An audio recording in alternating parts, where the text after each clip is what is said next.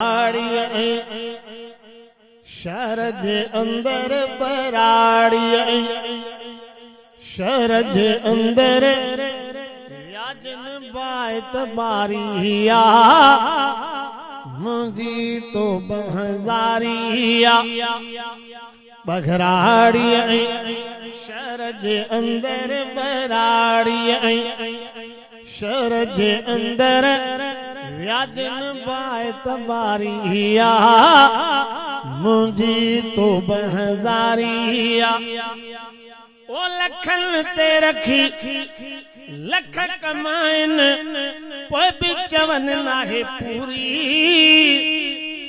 पाक पैगंबर प्यारे खां कई दोखे बाज़न दूरी ओ लखन ते रखी लख कमाइल पोइ बि चवन नाहे पूरी पाक पैगंबर प्यारे खां कई दोखे बाज़न दूरी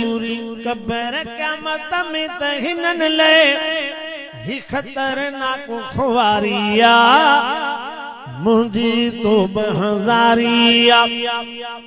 50,000 में अन्न जी बोरी दहन में प्यार ॾींदा यार यतीम जे रत खे चूसे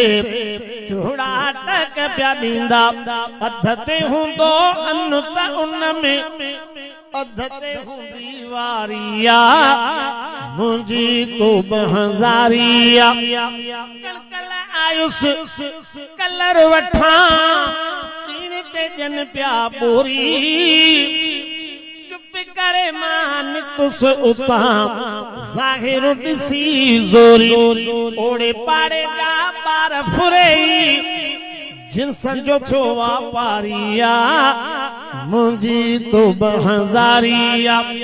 पीड़ीअ ते मां पेर जो पातो कसम खोड़ खणन पिया कारे पाड़े ऐं कमरे छेले ते 1000 कूड़ हणन पिया अमेड़े हिन जी असां खपाए वरती कार ऐं लारिया मुंहिंजी तो बहजारिया बघराड़ी ऐं शहर जे अंदर व्याजन बात बारिया मुंहिंजी तो बहजारिया मिसकीन गरीब खे रेल मिले त रेल रखत ते खण बि जेल दे वञणो पियो त वेंदासीं मानी खाए बि सण बि छो त रखी हिन ताज़ी पाड़े में सेठ जे पुट सां यारिया मुंहिंजी तो बहजारिया डॉक्टर वटि मां आयुस दवा लाइ डिघो लिखियाई परचो वाठल चयो खोल खीसे खे चाचा ना हई चर्चो प्रीण ते रकम ॿुधी दवा जी वधी अञा बीमारिया मुंहिंजी तो बहजारिया ओचितो आयुस होटल ते ॾिठा हिक छोरन जा तारा हर एक बाल ते वहवा कल प्या बीठल वेठल सारा कोई खबर पई बीठल वेठल हर एक जवानो ही ज्वारिया मुंहिंजी तो बहजारिया बघराड़ी शहर जे अंदर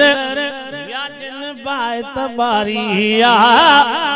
मुंहिंजी तो बहजारिया हूंदी हयाती त रहियल मौजू बाद में हाकिम लिखबो नात ख्वालन ऐं वाइज़न खे बि शेर में हक़ पहुचबो अम अदाही आहे पहाको सच वॾो हारिया मुंहिंजी तो बहजारिया ॿी सभु मंज़िल सवली पर इश्क जी मंज़िल बारिया सिर ॾेई ॾे सुबहारी।